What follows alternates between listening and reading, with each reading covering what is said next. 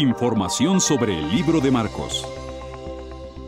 Es probable que Marcos se hiciera discípulo de Jesús cuando era joven y vivía con su madre en Jerusalén. De hecho, parece que los primeros cristianos utilizaban su casa como lugar de reunión.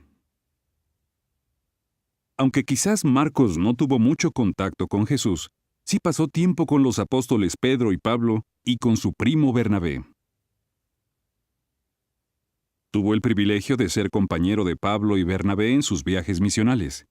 Su ministerio lo llevó a lugares tan distantes como Babilonia y Roma. Tal vez fue en Roma entre los años 60 y 65, donde Marcos escribió un relato sobre la vida de Jesús. Este relato fue el tercer evangelio con el que contaron las primeras congregaciones cristianas. Aunque gran parte de lo que Marcos cuenta aparece en los otros evangelios, hay detalles que solo aporta él. Es evidente que escribió este libro pensando en un público no judío, en particular los romanos. Por ejemplo, Marcos explica algunas expresiones y costumbres judías que serían desconocidas para quienes no fueran judíos. Seguramente, mucha de la información la obtuvo de Pedro, quien fue testigo ocular de casi todo lo que se narra en este evangelio. El testimonio de Pedro se percibe en las gráficas descripciones que hace Marcos de los sentimientos y las acciones de Jesús. El libro tiene 16 capítulos y es el más breve de los 4 evangelios. Abarca desde el año 29 al 33.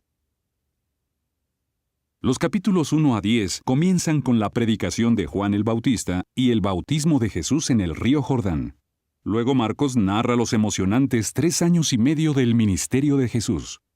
En estos capítulos se relata el momento en el que Jesús escoge a sus apóstoles, se mencionan muchos de sus milagros y se ve el cariño y la preocupación que sentía por la gente.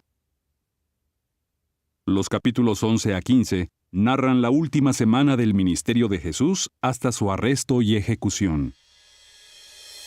¿Sabía que, seguramente, Marcos fue el joven que huyó desnudo cuando trataron de atraparlo la noche del arresto de Jesús?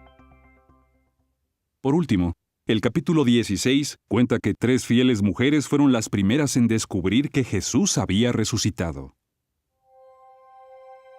Cuando lea este evangelio, fíjese en cómo Jesús manifestó su poder sobre la enfermedad, la muerte y las fuerzas de la naturaleza.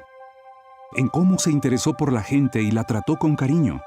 Y en cómo cumplió fielmente la voluntad de Jehová, mostrando lo que hará como Rey del reino de Dios.